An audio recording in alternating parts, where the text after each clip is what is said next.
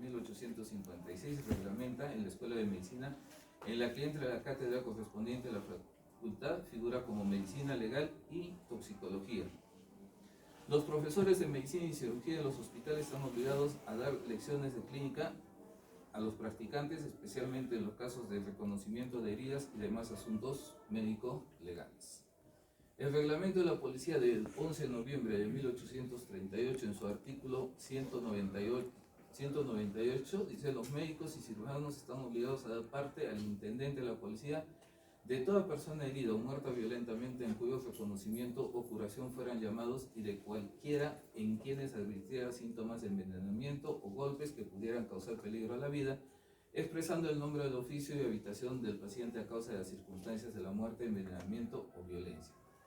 En la actualidad ustedes han visto en los hospitales, sobre todo en los hospitales grandes como son el Honorio Delgado, el Goyeneche, Yanaguara, en el Filtro, siempre hay un policía a las 24 horas de turno.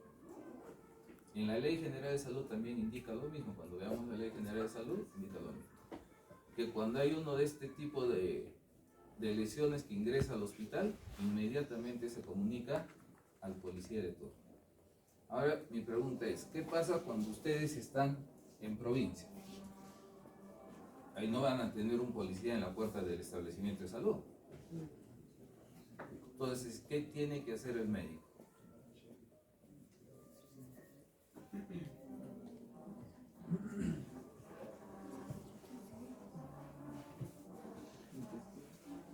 Se queda calladito y se hace loco.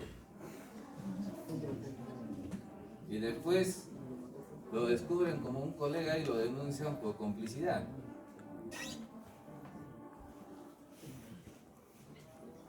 Cuando ustedes trabajan en provincias, a veces trabajan en algún distrito, siempre hay una comisaría de la Policía Nacional. Inmediatamente, vía telefónica o un documento se hace indicando que hay un paciente en estas condiciones. Nada más, con tal diagnóstico, eso es todo.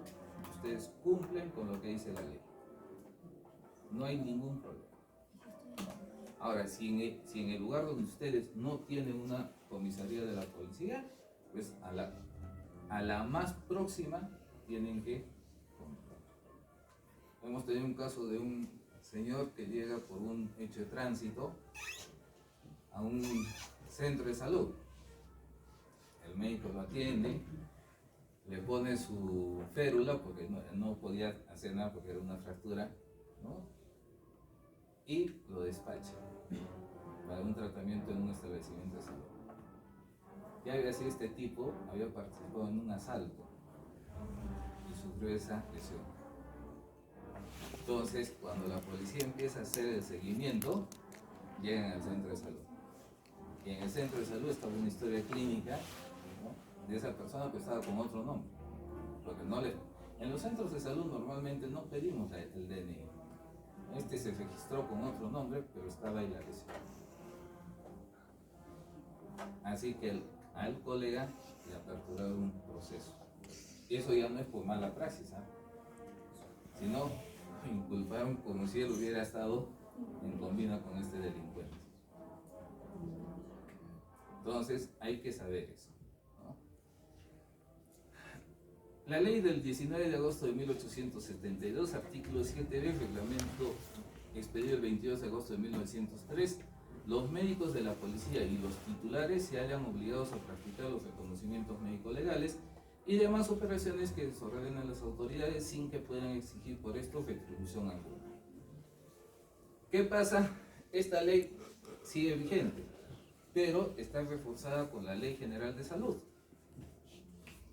También vamos a ver en la Ley General de Salud, ¿no? Y ahora está aún más reforzada porque ya hay una resolución ministerial del 20 de septiembre del año 2020, ¿no?, donde indica todos los parámetros que debe tener el médico para realizar este tipo de evaluaciones.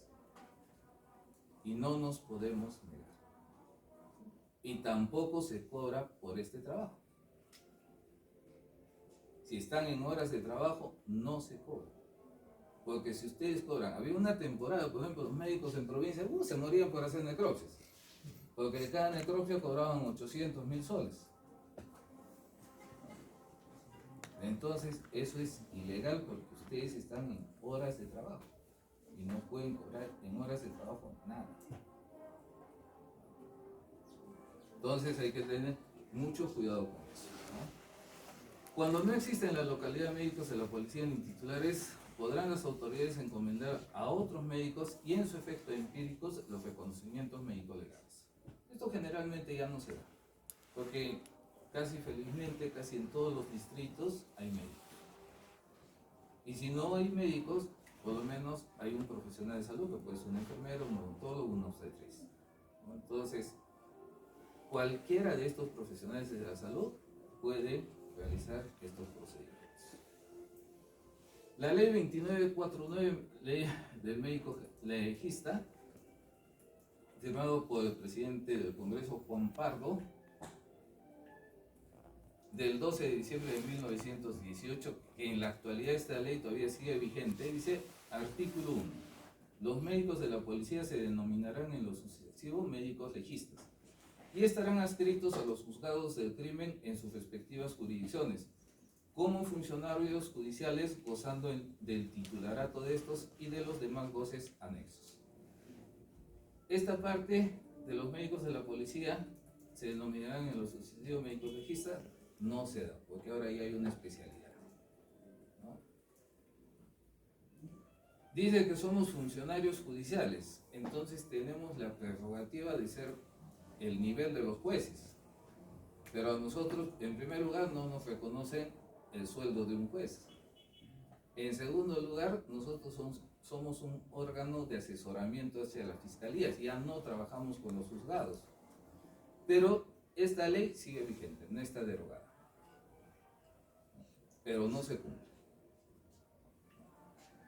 El Instituto de Medicina Legal se crea el 23 de mayo de 1985 con la ley 24128, el Instituto Leonidas Avendaño Ureta. El decreto legislativo 2599 del 24 de diciembre del 92, transferido para el sector justicia al Ministerio Público. Antiguamente, hasta el año 92, Medicina Legal pertenecía al Poder Judicial. Éramos un órgano de asesoramiento en el Poder Judicial. Se crea el Ministerio, se crea la Fiscalía de la Nación y nosotros pasamos a ser un órgano de asesoramiento al Ministerio Público. En la actualidad nosotros dependemos del Ministerio Público, pero ya hemos visto la primera clase que no solamente hay médicos de medicina legal en el Ministerio Público, sino también hay en el Ministerio de Justicia, en el Ministerio de Salud, ¿no? Entonces ya un poco que se va dispersando nuestra labor. Es una ciencia que estudia las enfermedades que afectan al ser humano, los modos de prevenirlas y las formas de tratamiento para curarlas. La medicina legal es la especialidad médica que trata la relación entre problemas médicos y quirúrgicos y las ciencias jurídicas y sociales, especialmente en el derecho penal. Pero no solamente nosotros vemos la parte del derecho penal, vemos también la parte civil, también estamos en la parte laboral, ¿no? Entonces hay un área que es bastante amplia para el trabajo de medicina legal. Ya les decía que antiguamente los términos de medicina legal, medicina judicial y medicina forense se utilizaban indistintamente. En la actualidad no, se ha cambiado. El término de medicina legal está enteramente relacionado con lo que es el acto médico. Medicina judicial y medicina forense sí está relacionado con la parte de violencia.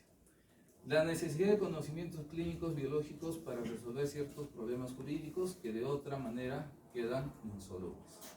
La función de la doctrina de la medicina aporta al proporcionar conocimientos de naturaleza biológica médica al continuo desenvolverse y perfeccionarse en el derecho codificado. O sea, nosotros hacemos la interpretación de ciertos problemas de violencia y les damos a los juzgadores, como dicen, mascadito para que ellos puedan interpretar este tipo de hechos. Medicina legal tiene que tener los conocimientos médicos y biológicos, resolución de problemas que plantea el derecho. Es la especialidad médica que encuadra en las normas jurídicas con métodos, técnicas y procedimientos específicos. Trata de dar respuestas a las cuestiones de naturaleza médica que plantean el ámbito del derecho. tiende puentes en la medicina y el derecho. Somos el ojo y las manos de los jueces. Pared dice, los jueces deciden según se les informe. Si nosotros hacemos un informe erróneo, lo más probable que la sentencia también sea, ¿no? Porque ustedes van a ver en las sentencias judiciales, ahí siempre los jueces dicen, de acuerdo al informe médico legal, número tanto, suscrito por fulano de tal, indica que este hecho ha suscitado esta forma. ¿No? Pero si nosotros nos confundimos, pues esa sentencia definitivamente va a ser. Medicina legal, hablamos de la importancia, se irradia en el orden social, como han visto, todo proceso legal está presente en los procesos legales donde hay hechos violentos y hay lesiones, está siempre hay la presencia de un médico legista. Responsabilidad en sus actuaciones, en el ejercicio de sus funciones, esto implica en el orden moral y material. Los conocimientos siempre deben estar refrescados, ¿no? Para poder tener una opinión certera. Obligatoriedad pueden ser impuestas, ya les he dicho, para todos los médicos sin excepción, porque así lo dice la ley. Antecedentes históricos, categoría científica, técnica y de procedimientos más depurados. Ya les digo, a veces hay limitaciones, ¿no? Sobre todo tecnológicas, que nos impiden pues avanzar un poco más. Pero lo ideal es siempre tratar de llegar a una verdad. Resonancia económica en el derecho civil y sobre todo en los seguros, ¿no? De acuerdo a los informes que se puedan emitir, los famosos baremos, o sea, la calificación de una lesión, su secuela y sus consecuencias posteriores, a lo que se conoce, como les decía, a lo que se conoce sobre todo los baremos, ¿no? Y esto es de implicancia básicamente en la parte del derecho civil. Medicina legal es el saber médico, deontología de actos, deber, logos, tratado o estudio, ejercicio de la medicina, responsabilidad médica, secreto médico, documentos médicos, honorarios médicos y labor médico-legal en las tareas periciales. ¿Qué áreas tenemos en la parte de medicina legal? Tenemos la patología forense, todo lo que está relacionado con muerte, tanatología, anestesiología y la parte de lesionología. En criminalística médico-legal se tiene la identificación de personas, cadáveres y restos humanos. Esto se trabaja en equipo junto con el antropólogo, el odontólogo y el médico. Y en algunos casos también la participación de los biólogos, ¿no? Yo les comento, por ejemplo, un caso que tuve. Era una tarde, así más o menos las 4 de la tarde. Entonces llama indicando que en la comisaría de Altos El Balegre hay una denuncia que han encontrado unos restos óseos en una basura, un basurero. Entonces piden la presencia para que vayamos a hacer el levantamiento. Justo empezamos a salir de la morgue y empieza a llover. Ya estamos en camino. Entonces llegamos al lugar y era un montón de basura y evidentemente había unos restos óseos. Entonces con el técnico necropsiador así en la lluvia empezamos a recolectar los huesos.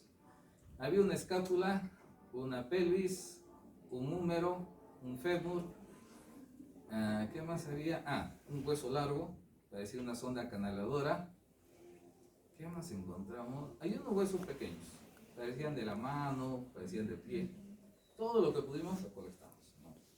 Y bueno, pues nos fuimos porque la lluvia, no había cráneo, no había nada. Y la lluvia estaba muy fuerte. Llegamos a la morgue, ponemos a la mesa de necropsias. O sea, empezamos a tallar los huesos, sobre todo los huesos largos. Y pues coincidía con una persona adulta de más o menos unos 40, 50 centímetros. Ya, pues, un enano así, ¿dónde? Pero lo que más nos llamaba la atención era la escápula, porque era una escápula larga, y la pelvis, que era plana. Y ese hueso largo que les decía que parecía una sonda canaladora. Entonces empezamos a revisar. Finalmente se determinó que no eran huesos humanos. Esas veces no teníamos antropólogo, solamente lo hacía el trabajo del médico. La cosa es que vemos la pelvis no era de humano, era una pelvis de mono. O sea, todos esos huesos que hemos recogido eran de un mono adulto. Entonces agarramos, llamamos al fiscal y le digo, oye compadre, ¿sabes qué? Archiva tu caso porque esos huesos son de un mono adulto, no sé. Y esa que parecía una zona acanaladora era el pene del mono, se había sabido calcificar. Entonces, escucha, no tenía nada de humano. Nos hemos ido a mojar todo por una mala información, porque eso primero la policía debió investigar. Pero como ellos desconocían, pues, nos los han dado el trabajo a nosotros. Así que a veces nos podemos equivocar. Sexología médico-legal comprende las cuestiones médicas legales vinculadas al sexo. Tocoginecología médico-legal comprende estudios en las cuestiones relativas al embarazo, parto, nacimiento, aborto y fecundaciones asistidas. Todo eso está legislado en nuestro país. Psiquiatría médico-legal o psiquiatría forense comprende el estudio de las cuestiones que surgen en la interacción entre los trastornos mentales y el derecho, sobre todo en personas que están imputadas en procesos penales que quieren manipular algún beneficio para que su sentencia sea más restringida. Por ejemplo, acá tuvimos un caso bastante sonado. Es una profesora que desapareció de un colegio y pues apareció muerta en la casa de su novio, en el baño. Este tipo la había asfixiado, había cavado en el baño, había sacado todo el baño, ha hecho un hueco, le llenó de cemento y le puso otra vez el baño como si estuviera normal. Pero ya la policía, porque era la última persona con que la habían visto, lo empezó a seguir. Entonces, cuando ya se dio cuenta que estaba acorralado, él mismo fue y se presentó a la DIVINC. Dijo, sí, yo lo he matado. O sea, ya tenía todo un plan. Entonces los llevó a su casa, empezaron a cavar el baño y encontraron los restos de esta profesora. Estaba ya en proceso de putrefacción, ¿no? Pues pasó como 2 meses y pico. Bueno, al final, pues, él era consumidor de drogas. Vino un equipo de Lima, de psiquiatras, porque acá no teníamos psiquiatra, vinieron 2 de Lima, 2 colegas, y manipuló toda la información a este tipo. La cosa es que su diagnóstico era borderline. Y como borderline tiene una sentencia más corta, pues le salió pues barato el negocio. Pero no contó con la astucia de que justo en esos meses ingresó acá una médico, psiquiatra, especialista en adicciones. Entonces el fiscal no estaba convencido de que era borderline. Pidió otra evaluación y en esta evaluación concluyó la doctora que era un manipulador, que de borderline no tenía nada. Entonces ya había 2 informes, ¿no? Cuando llegaron a juicio, los puso el juez frente a frente a los peritos que vinieron de Lima y esta doctora, pues la doctora los terminó convenciendo a los jueces y le dieron 30 años de prisión. Entonces es muy importante tener un especialista en psiquiatría, sobre todo en la parte de psiquiatría forense, que conozca áreas bastante complicadas como son la drogadicción. En aspectos civiles, la participación es interacciones de enfermos mentales, ¿no? Para ver su hospitalización, capacidad civil, juicios de insanía y juicios de inhabilidad. Sobre todo esto se da en personas ancianas que quieren hacer documentos de testamentos. Eso es un problema cotidiano. Personas que tienen 70, 80 años, 90 años, entonces ya por algún desacuerdo entre los hijos dicen, no, él no ha podido firmar ese documento porque ya tenía ciertos rasgos de trastornos de la vejez, ¿no? Entonces ahí los evalúa el psiquiatra. Aspectos penales, lo que es imputabilidad e inimputabilidad, lo que les hablaba de la parte psiquiátrica, las emociones violentas, que no son muy frecuentes, son raras veces, pero se puede dar, ¿no? Yo en mis años una sola vez he visto un caso de emoción violenta que ha salido absuelto el imputado. Se trataba de un señor que trabajaba fuera de Arequipa y por razones de salud lo trasladan acá a la ciudad. Pero cuando llega al hospital, lo llevan a un establecimiento de salud, y felizmente se resuelve su caso. Entonces, él se va a su departamento porque vivía con su esposa y llega al departamento y lo encuentra la esposa con otro hombre. Entonces, en vez de reaccionar, incluso el otro tipo lo agrede.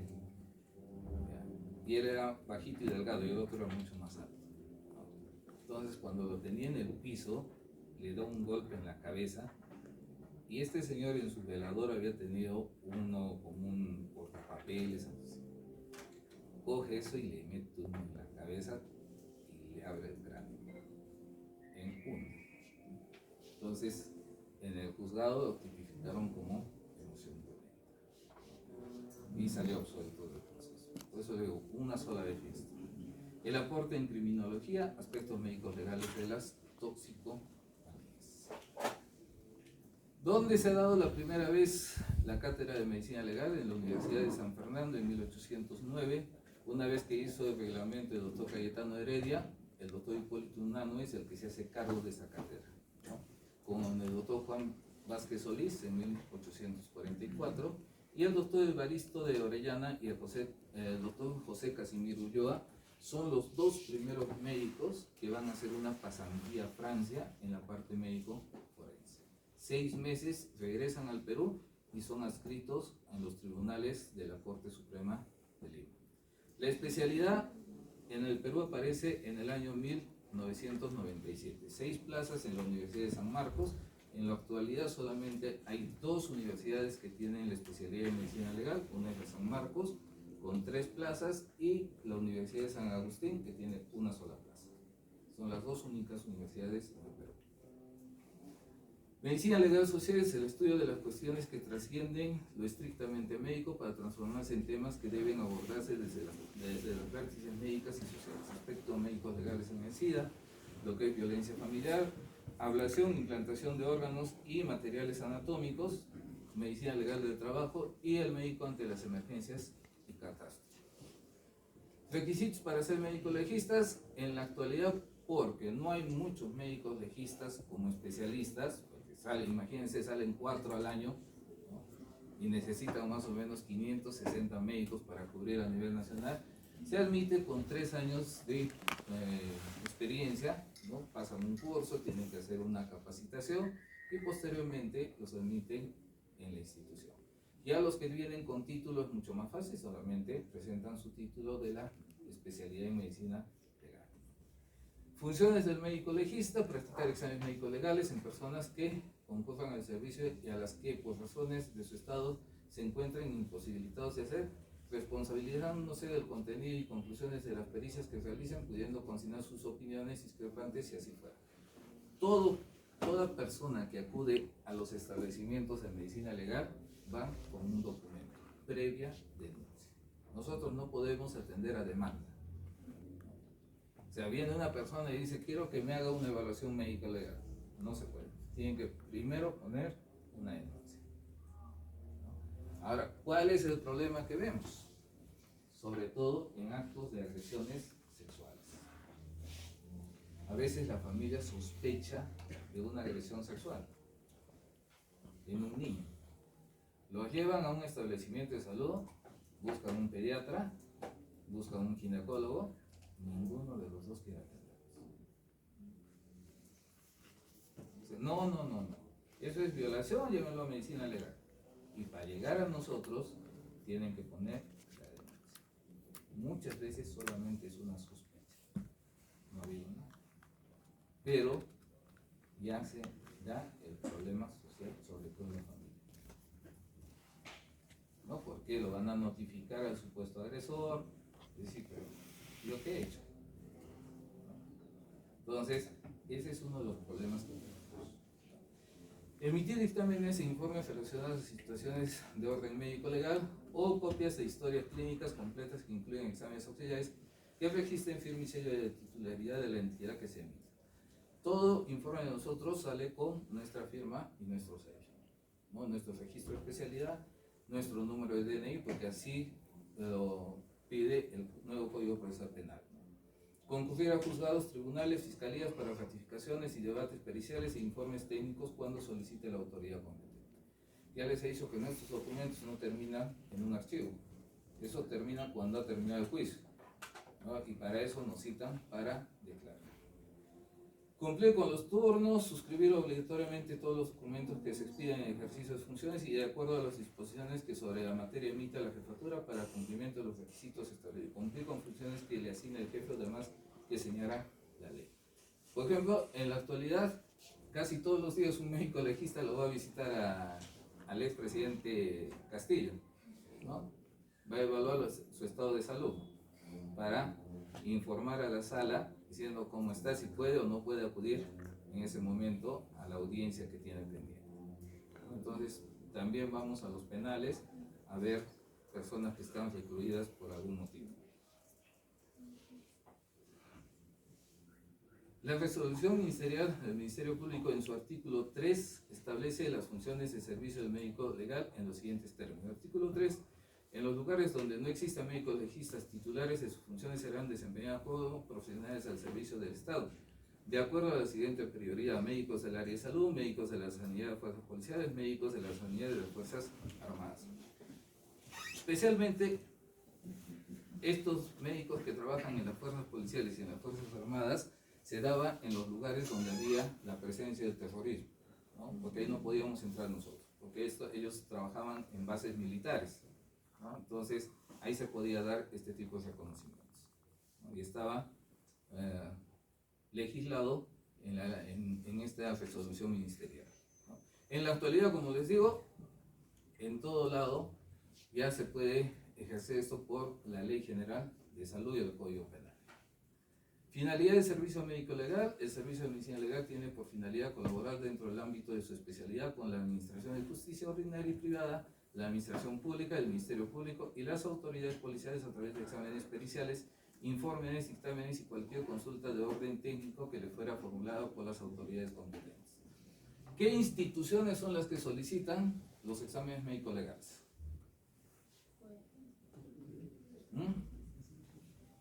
Uno, el Ministerio Público. ¿Qué más? El Ministerio de Justicia. El Poder Judicial, los jueces.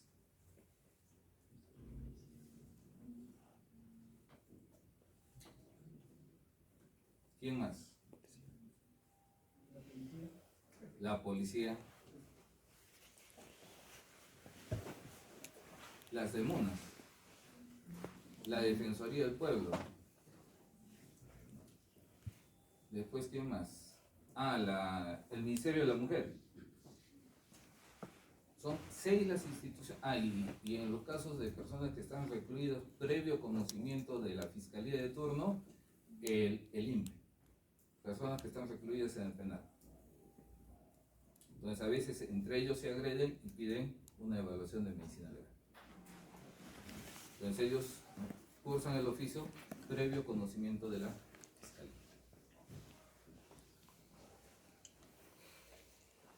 Artículo 2. El servicio médico legal le compete emitir opiniones médico-legales en petición de las autoridades consideradas en el artículo 4, promover el desarrollo de las investigaciones científicas en materia médico-legal, colaborar con la Cátedra de Medicina Legal en las universidades e institutos superiores especializados y formar y mantener museos y colecciones de piezas a nivel nacional. No se hace.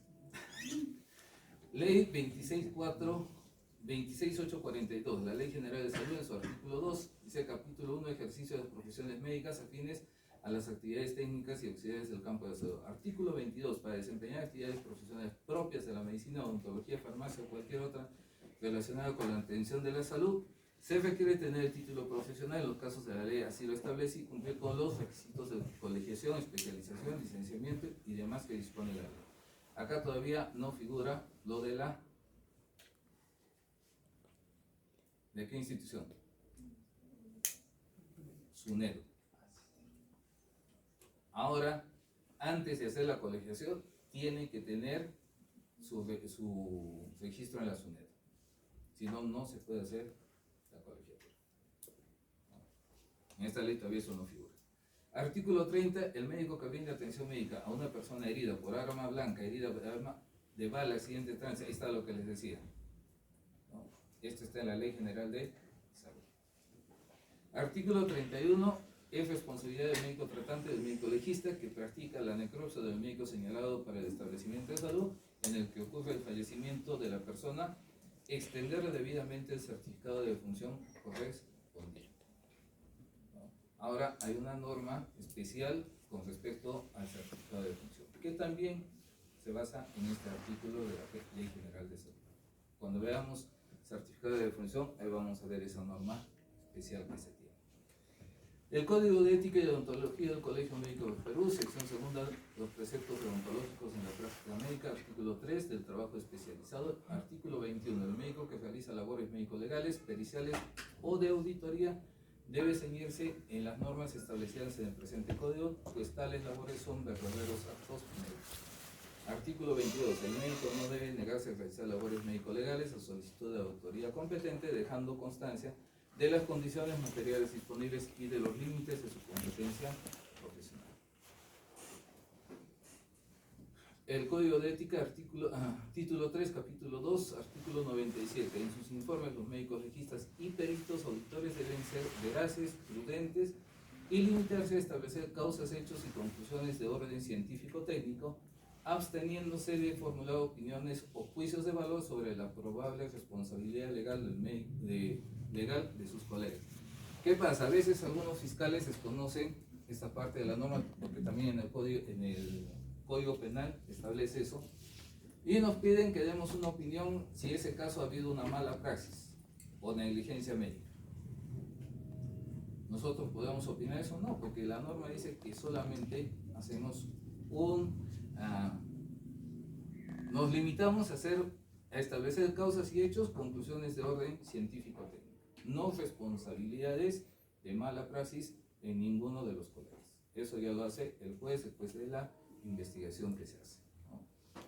Funciones de los médicos forenses: diligencia del levantamiento de cadáveres, realización de autopsias judiciales, reconocimiento y valoración de lesionados, asistencia facultativa en los detenidos, valoración psicopatológica del imputado, realización de exhumaciones, diligencias de lanzamientos judiciales, comparecencia a juicios orales, determinación de edad en menores, valoración psicopatológica internamiento involuntarios, valoración psicopatológica en procedimientos de incapacidad, asesoramiento de servicios de información de toxicología, cualquier otra actitud facultativa a requerimiento de juzgados o fiscalías. Resolución ministerial del 20 de agosto de 2020, la que les mencionaba anteriormente, de las competencias médico-legales respecto a la atención médica y psicológica que se brinde. Los equipos de salud resguardan la adecuada obtención, conservación de documentación de la prueba de los hechos de violencia. Asimismo, emitan los certificados correspondientes de calificación de los daños físicos y psíquicos de la víctima, conforme a los parámetros médico-legales del Instituto de Medicina Legal y Ciencias Forenses del Ministerio Público, o cualquier parámetro técnico que permita delimitar el tipo de grado de daño o afectación, así como los informes que valoren la afectación psicológica, cognitiva, conductual, de acuerdo a la normativa sectorial vigente y consignando en la presente norma. Esta es la norma que ahora los obliga a todos los médicos a hacer práctica forense.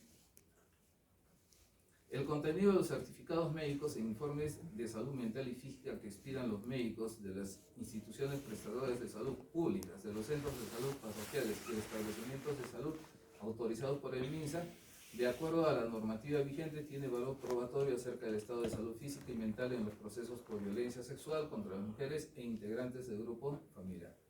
Las prendas de vestir de la víctima y toda prueba útil, pertinente y complementaria a su declaración es asegurada, garantizando la correcta cadena de custodia por el equipo de salud y aplicando las disposiciones que promueven la conservación de las pruebas. Entonces, antes de hacer el tema de necropsias, vamos a ver lo que es la cadena de custodia, ¿no? Para que tengan por lo menos una idea cómo se hace este procedimiento. Es una foto de la morgue central de Lima, donde tuve el gusto y el honor de haber trabajado unos años. Antiguamente esta era la morgue, se reconstruyó, está al lado de la Universidad San Fernando, de la Facultad de Medicina.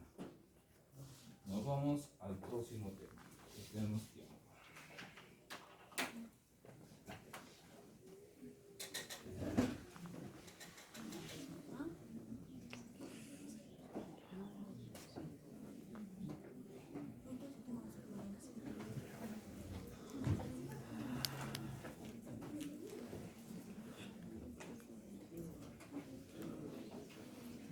Este tema vamos a ver todo lo que es relacionado el acto médico. Características del acto médico: la profesionalidad no solo puede ser realizado por el profesional médico debidamente entrenado. Entonces, en nuestro país ya hemos visto que tenemos que acreditarnos con la colegiatura y el registro de la SUNED, ¿no? Estas dos instituciones avalan que nosotros estamos capacitados para el ejercicio profesional. Ejecución típica y estandarizada.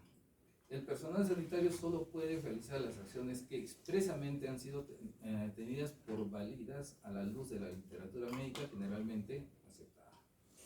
O sea, no podemos hacer experimentos con nuestros pacientes. Finalidad lícita: su objetivo es proteger la salud. Yo no creo que estudien 7 años para hacer daño a una persona, ¿no? Eso sería lo peor, ¿no? Inclusive la especialidad, 11 años con especialidad y vayan a causar el daño a una persona.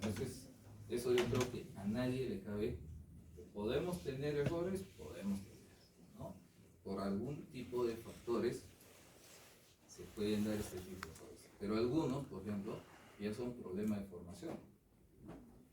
Acá tuvimos un caso bastante peculiar. Era un médico que hizo la especialidad en cirugía.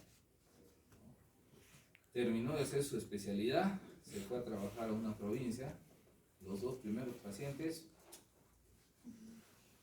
pide una capacitación en servicio acá en un hospital y como faltaba personal, le dan la oportunidad de que haga las intervenciones quirúrgicas porque él tenía la especialidad. Complicación tras complicación. ¿Qué podemos pensar de ese colega? Mala formación.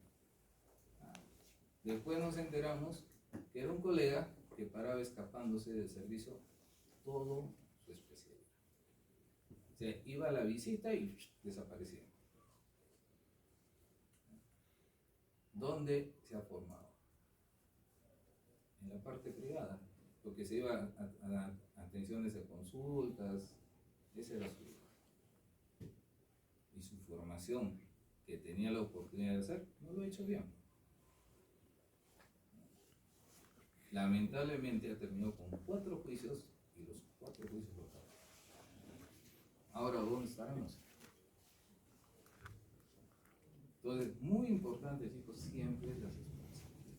Si se están formando en algo, háganlo bien, ¿no? Licitud: es legítimo cuando se realiza en apego a la ley y se ha recabado en debida forma el consentimiento del paciente o su representante legal. Todavía en nuestro medio, el consentimiento informado, que es parte de la historia clínica, no es un documento muy valorado en los procesos legales. Recién se está introduciendo en la parte legal, pero el consentimiento informado es vital en cualquier procedimiento, sobre todo invasivo. Por ejemplo, yo les comento un caso de un cirujano plástico. Lo opera una señora de blefaroplastías. Luego salió, ok. La señora muy contenta. Perdón. Primero le hace un estiramiento de cara. Y la señora queda quinceañera. Pero lamentablemente pues los años pasan factura, ¿no? Y se le empieza a caer los párpados. Se le hacen unas bolsitas. Y bueno, ella no quería verse así, ¿no? Entonces tenía mucha confianza con este cirujano, lo busca y quedan pues para que le opere los párpados. Le hace su blefaroplastia, le quita las bolsitas y queda ok. Pero a los 3 meses hace una cicatriz hipertrófica. Entonces se le va engrosando la cicatriz. Entonces va donde su cirujano y le empieza un tratamiento. Hay tratamientos. La cosa es que en vez de disminuir, sigue aumentando. Y le crece como una cresta en los 2 lados. Y este doctor se fue a hacer una capacitación de 5 meses, creo, fuera del país. dejó para abandonar a la señora. Llega y ya tenía su denuncia en proceso.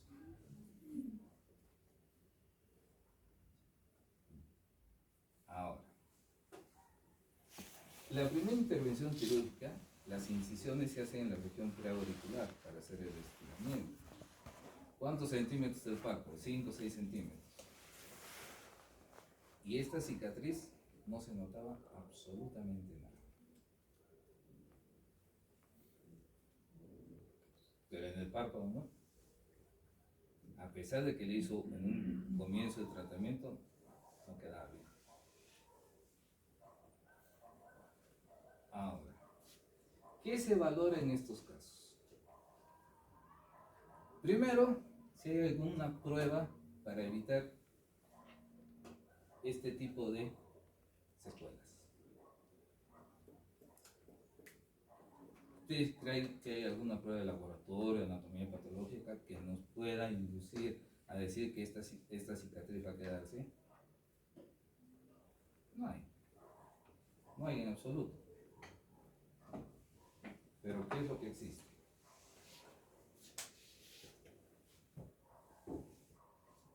El consentimiento. ¿Qué fue? El fiscal denuncia por la aparición de ese tejido keloide. Cuando se llega a juicio, se demuestra que no hay ninguna prueba hasta la actualidad de que puedas realizarle y decir pues que sí hay probabilidad de esto. Pero ¿qué no ha valorado? El consentimiento informado. Porque si el fiscal denunciaba que en el consentimiento informado no indicaba que había esta probabilidad, el cirujano plástico perdió. Pero como él se ha ido por la lesión, ha perdido el juicio. Entonces, ¿por qué es tan importante el consentimiento informado? Porque yo le digo a la paciente, hay esta probabilidad, a pesar de que el tejido es muy similar que tiene cerca de la cara, ¿no? Pero no podemos descartar esto. Ahora, si la paciente acepta, ya no es mi responsabilidad porque yo le advertí. Pero si yo en el consentimiento informado no le consigno eso, o sea, no le doy esa información, ¿de quién es responsabilidad? Del médico, ¿no? Pero felizmente en ese caso, o sea, felizmente para el cirujano, no se dio cuenta. O sea, el fiscal no tomó en cuenta eso.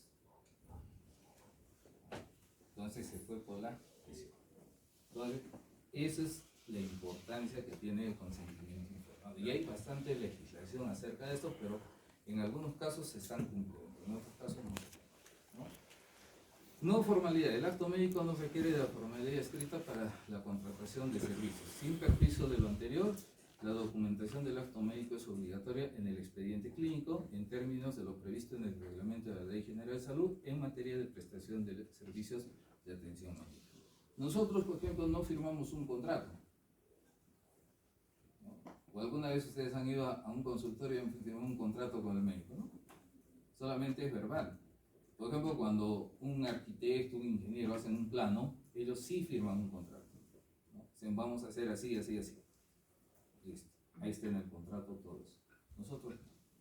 Pero todo lo que tenemos los hallazgos en esa atención médica, tiene que estar registrado en la historia.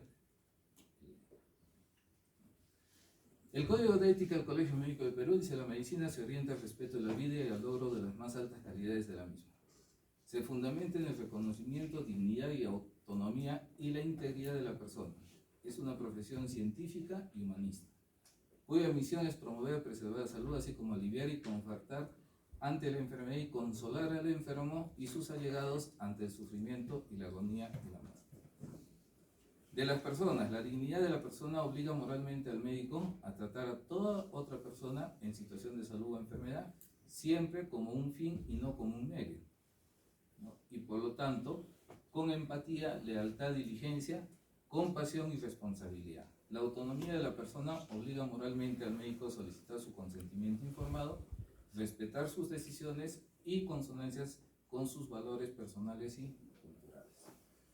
Otra cosa que nos recomiendo siempre es que cuando ustedes vayan, sobre todo a la parte andina de nuestro país, a hacer sus primeras prácticas como médicos, o sea, nunca se interpongan entre sus costumbres de vida. Si bien es cierto, no podemos creer nosotros como médicos algunas cosas, pero ellos lo tienen arraigado por muchos años. Entonces, siempre hay que respetar esas costumbres. El acto médico es la responsabilidad profesional. Si tratas a tu paciente como quisieras que te traten por él, lo has tratado bien. Es una máxima hipocrática. El marco contextual y legal, tenemos la salud y la vida, el acto médico, el médico, los derechos del paciente y relación médico-paciente. En nuestro medio, la salud está preservado por la Constitución Política del Estado del año 93, la Declaración Universal de los Derechos Humanos de la Asamblea General de las Naciones Unidas del 48, Declaración Universal de los Derechos del Niño del 59, Comisión de Derechos Humanos de las Naciones Unidas del año 99, la Ley General de Salud del año 97, la Ley de Trabajo Médico promulgada mediante Decreto Legislativo 529 del 29 de marzo del 90 y el Código de Ética del Colegio Médico que se ha reformulado el año 2023. Entonces, bajo esa premisa legal es la que se protege la salud de nuestros ciudadanos. La Constitución Política del Perú del año 93, el título 1 de las personas y la sociedad, capítulo 1, derechos fundamentales de la persona. Toda persona tiene derecho a la vida, a su identidad, a su integridad moral, psíquica, física, a su libre desarrollo y libertad. El concebido es sujeto de derecho en todo cuanto le favorece. Por eso es que en el Perú no se da el aborto. A la igualdad ante la ley, nadie debe ser discriminado por motivos de origen, raza, sexo, idioma, religión, opinión, condiciones económicas o cualquier otra índole. Capítulo 2 de los derechos sociales y económicos, artículo 7, derecho a la salud, protección del discapacitado. Todos tienen derecho a la protección de su salud.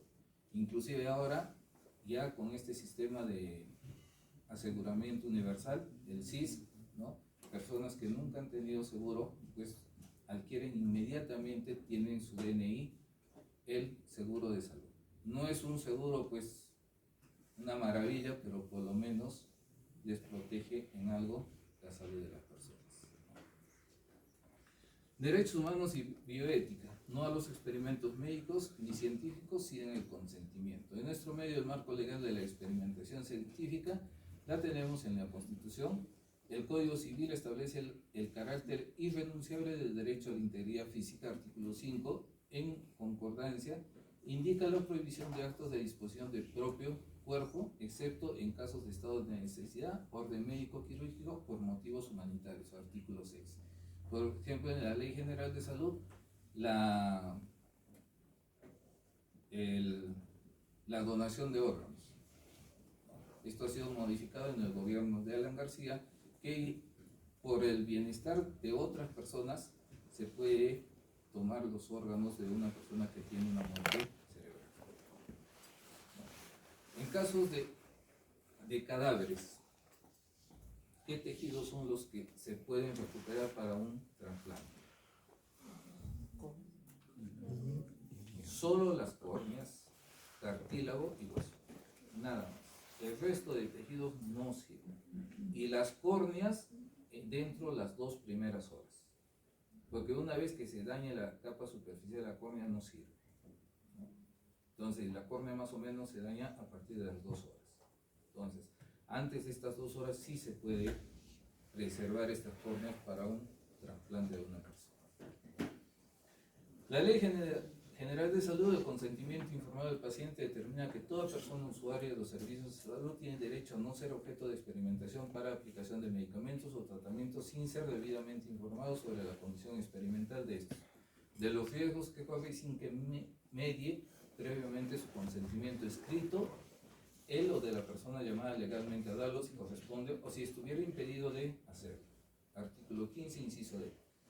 Como un principio esencial del derecho médico peruano, la voluntad y la libre determinación del ser humano es esencial en el tema de investigación y de experimentación médica. La Ley General de Salud, la 26842, título 1 de los derechos y deberes responsabilidades concernientes a la salud del individuo. Convenios de la Convención de Derechos Humanos y Biomedicina, firmado también por el Perú el 19 de noviembre de 1996. ¿Qué institución es el ente rector de la salud en el Perú? El Ministerio de Salud, tanto en la parte pública como en la parte privada, ¿no? Regula el acto médico, el Código de Ética y Deontología del Colegio Médico del Perú, dispositivos nacionales e internacionales ratificados por el gobierno peruano, ya los que hemos visto anteriormente, ¿no? La Ley 26842, Ley General de Salud del 15 de julio de 1997, esta ley ha sido modificada en varias oportunidades, pero básicamente la forma de la ley se conserva, por eso es que no ha sido eliminada todavía. El título 1 dice los derechos, deberes y responsabilidades concernientes a la salud individual. Artículo 1, toda persona tiene derecho al libre acceso a prestaciones de salud y a elegir el sistema previsional de su preferencia. Bueno, eso es relativo porque solo, por ejemplo, las personas que trabajan en una institución o en la parte privada, ¿no?, pueden llegar a tener su seguro de salud, o también las instituciones prestadoras de salud, ¿no? El resto de personas no puede elegir ese servicio, pero tiene la opción del SIS, ¿no? Artículo 2. Toda persona tiene derecho a exigir los bienes destinados a la atención de su salud correspondientes a las características, atributos indicados en la prestación y a todas aquellas que se acreditaron para su autorización. Asimismo, tiene derecho a exigir que los servicios que se le presta para la atención de salud cumplan con los estándares de calidad aceptados en los procedimientos y prácticas institucionales y profesionales. Tenemos la norma técnica de calificación de los establecimientos de salud, categorías del sector salud. Tenemos lo que es el Ministerio de Salud, el 1.1, 1.2, 1.3, 1.4, 2.1, 2.2, 3.1 y 3.2. Finalmente, estos son los institutos especializados que solamente existen en Lima y algunos que existen ya en provincias, por ejemplo el Instituto de Neoplasias del Sur y del Norte, ¿no? Después el Instituto de Enfermedades Neurológicas solo está en Lima, enfermedades de pediátricas también solo está en Lima, el Instituto Nacional de Oftalmología también solo está en Lima, ¿no? Entonces todavía hay una centralización en nuestro país de la salud de alta especialidad, ¿no? El Instituto del Corazón también está en Lima, no hay otro en el Perú, pero este está regulado por una norma técnica del año 2005. Artículo 15. Toda persona usuaria de los servicios de salud tiene derecho al respeto de su persona, dignidad e intimidad, a exigir la reserva de información relacionada con el acto médico y su historia clínica, con excepciones que la ley establece. ¿Qué pasa si yo tomo una foto a un paciente que ingresa a un servicio de emergencia y lo posteo por las redes sociales?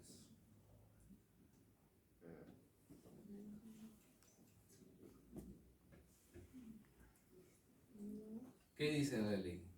Exigir la reserva de su información.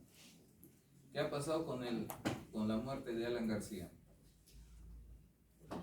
A los 5 minutos estaba en las redes sociales el cadáver de Alan García. Hay procesado 2 internos que han estado en el servicio, 3 médicos y un técnico por ese caso. Eso está prohibido. Nunca hagan eso. A no ser sometido sin su consentimiento a exploración, tratamiento o exhibición con fines docentes. Entonces ahora en los hospitales, por ejemplo, cuando se hospitaliza un paciente, le hacen firmar un consentimiento informado que ese hospital es un hospital docente, para que ustedes puedan hacer sus prácticas en ese paciente, ¿no? A no ser objeto de experimentación para aplicación de medicamentos o tratamientos sin ser debidamente informado sobre las condiciones experimentales de estos, los riesgos que corre y sin que medie previamente su consentimiento escrito o de la persona llegada legalmente a darlo, si correspondiera o si estuviera impedida de hacerlo.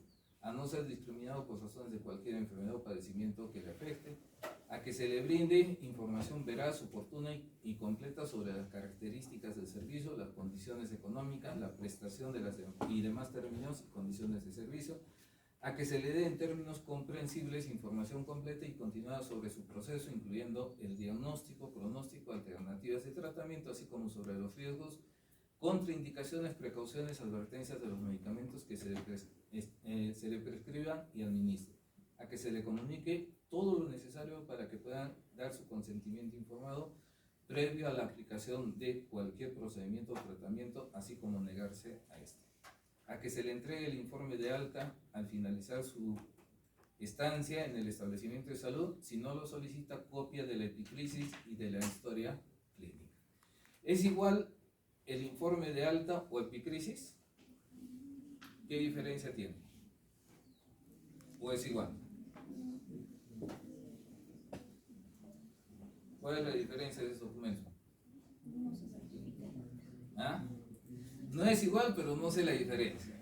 Ya vamos a ver cuando... No es igual, pero vamos a ver cuando veamos documentos médicos legales. Los deberes, restricciones y responsabilidades en consideración de la salud de terceros. Artículo 24. La expedición de recetas, certificados e informes directamente relacionados con la atención del paciente, la ejecución de intervenciones quirúrgicas, la prescripción o experimentación de drogas, medicamentos o cualquier producto, sustancia o agente destinado al diagnóstico, prevención, tratamiento de enfermedades, se deputan en el ejercicio de la profesión de la medicina, están sujetos a la vigilancia de los colegios profesionales correspondientes. En nuestro caso, a nivel del Comité de Ética del Colegio Médico. Título 2 de los deberes, restricciones y responsabilidades contra las acciones de la salud de terceros. Capítulo 1. Ejercicio de la profesión médica y afines en las actividades técnicas auxiliares en el campo de la salud. Artículo 25. Toda información relativa al acto médico que se realiza tiene carácter reservado. Y eso no solamente está penalizado está legalizado por la Ley General de Salud, también el Código de Ética ahora y el Código del Consumidor, ¿no? Entonces ya está bien legislado el cuidado de los datos personales. El profesional de salud, el técnico o el auxiliar que proporciona o divulga por cualquier medio información relacionada al acto médico en el que participa o del que tiene conocimiento, incurre en responsabilidad civil o penal, según el caso, sin perjuicio de las sanciones que correspondan, en aplicación de los respectivos códigos de ética profesional y también administrativas a nivel del establecimiento de salud donde trabaja. Por ejemplo, el otro día, cuando se ha puesto mal a Shakira, ¿han visto? Salió una historia clínica. Inmediatamente la clínica donde se ha atendido sacó un comunicado, ¿no? Porque si no, se hacen también ellos responsables de esa investigación. Y ahora están pues en afán, ¿quién ha sacado esa historia clínica? De la de Shakira. Porque son datos personales que no pueden ser públicos. Se exceptúa la reserva de la información relativa al acto médico en los siguientes casos: cuando hubiera consentimiento por escrito del paciente. Hay pacientes que dicen: doctor, yo no tengo ningún problema, pueden informar a la prensa toda mi situación de salud, ¿no? Pero para eso tiene que estar escrito y firmado por parte del paciente. Cuando sea requerido por la autoridad judicial competente. ¿Quién es la autoridad judicial competente? Por ejemplo, para investigación de una mala praxis, ¿quién solicita la historia clínica? El fiscal. O también por mandato judicial. Son las dos únicas autoridades que pueden pedir información del acto médico de una persona. Cuando fuera utilizado con fines académicos e investigación científica, siempre que la información obtenida en historia clínica se consigne de forma anónima. Sobre todo para los trabajos de investigación, ¿no? Ahí nunca pues vamos a poner los nombres de las personas, ¿no? Si se puede tomar la edad, sí, pues, pero en forma anónima, sobre todo la identificación. Cuando fuera proporcionada a familiares o allegados al paciente con el propósito de beneficiarlo, siempre que éste no lo pruebe expresamente. Por ejemplo, hay pacientes que padecen de una enfermedad terminal, ¿no? Y se le pregunta, le dice: dice, ¿usted quiere que informemos a sus familiares? Algunos dicen sí, sí doctor, pero otros dicen no, no quiero que se entere nadie. Como es una persona adulta, se respeta eso. Esa información no puede salir ni siquiera para los familiares.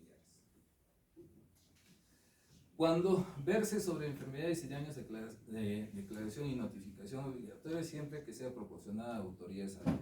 Por ejemplo, en el caso del COVID, todas las instituciones públicas y privadas estaban obligadas a informar al Ministerio de Salud. Había una página donde cada 24 horas se hacían los informes, tanto de laboratorios como establecimientos de salud, por la atención de pacientes con COVID, porque así lo establece la ley.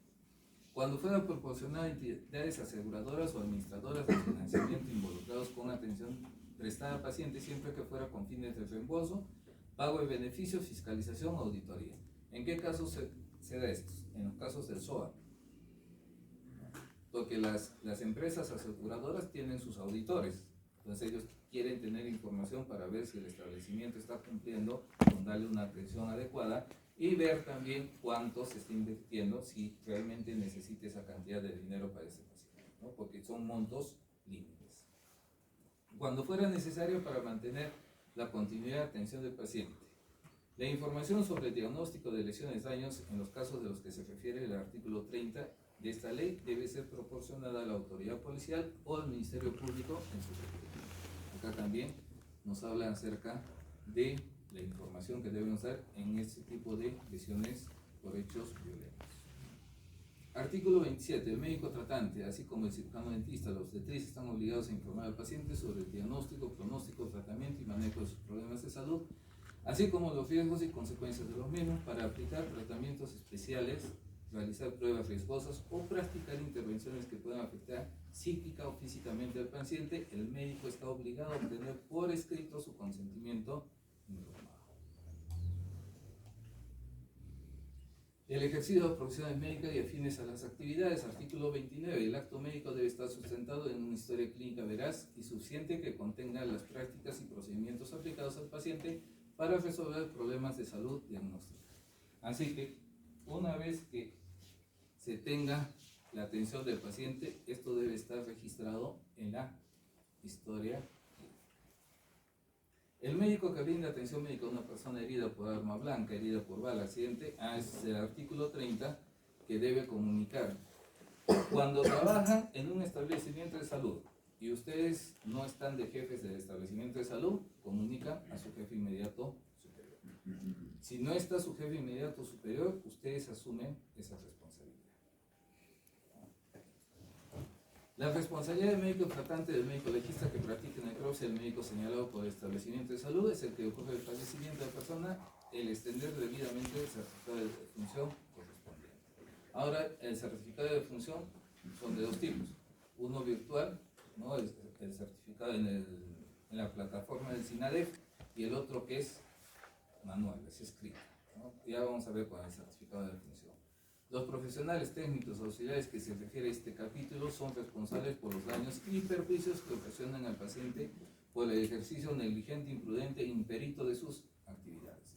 No todo es negligencia médica, ya la ley mismo lo dice. O sea, cada uno responde por su actividad en el cuidado de la salud.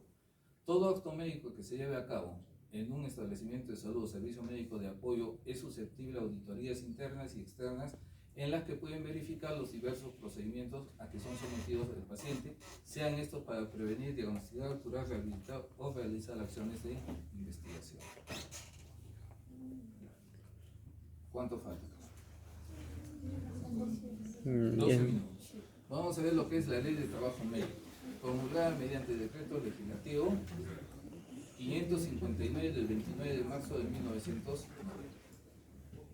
El acto médico, acá también indica lo mismo. El acto médico es lo fundamental en el trabajo del médico cirujano, por lo cual tiene la más alta responsabilidad moral y legal de sus efectos. El Estado garantiza las condiciones necesarias para que dichos trabajos se cumplan dentro de los objetivos de la ciencia médica. Artículo 5. El acto médico se rige estrictamente por el Código de Ética y de Deontología del Colegio Médico del Perú, y los dispositivos internacionales ratificados por el gobierno peruano. El médico cirujano no puede ser privado de su libertad por el ejercicio del acto médico.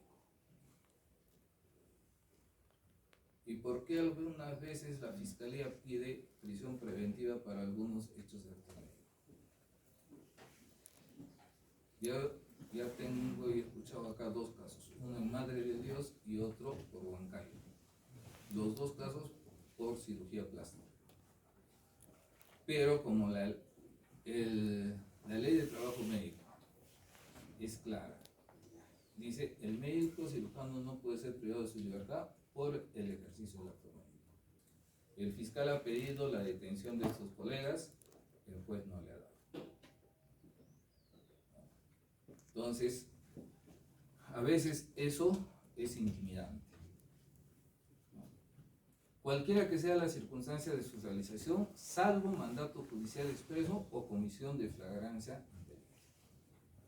O sea, haya una intencionalidad de daño, ¿no?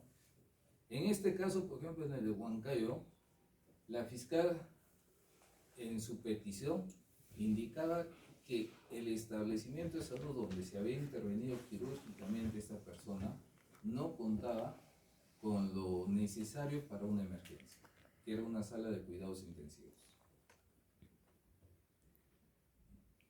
Normalmente, el 99% de pacientes de una ginecoplastia necesita cuidados intensivos.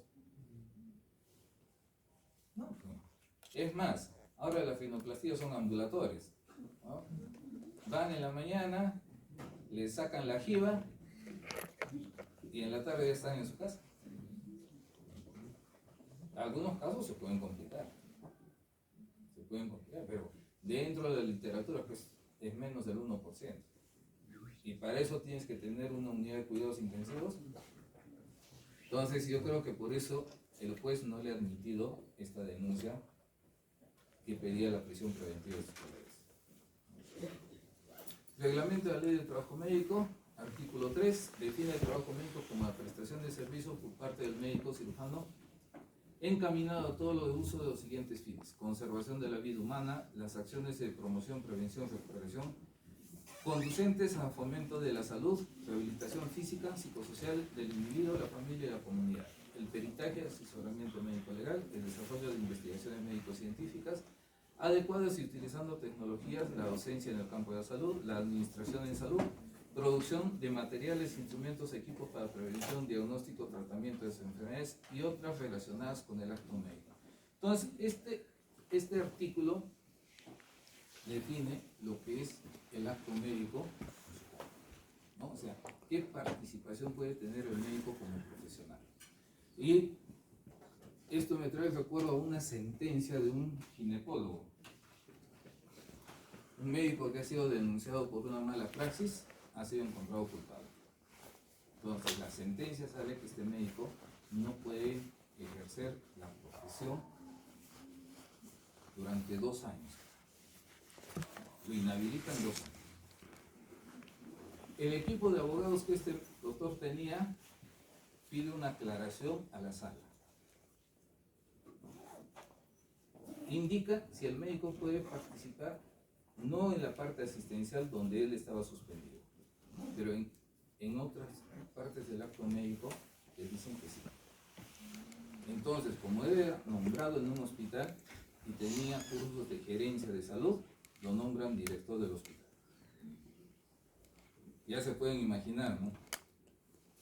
La gente que no lo quería mucho, salieron por todos los medios. Pero es que la ley se expresamente, o sea, no pudo ejercer la parte asistencial durante 2 años, porque estaba sentenciado. Pero de otra parte, en la administración en salud, podía ser director de un hospital. Y eso lo nombró porque él tenía cursos de administración en salud.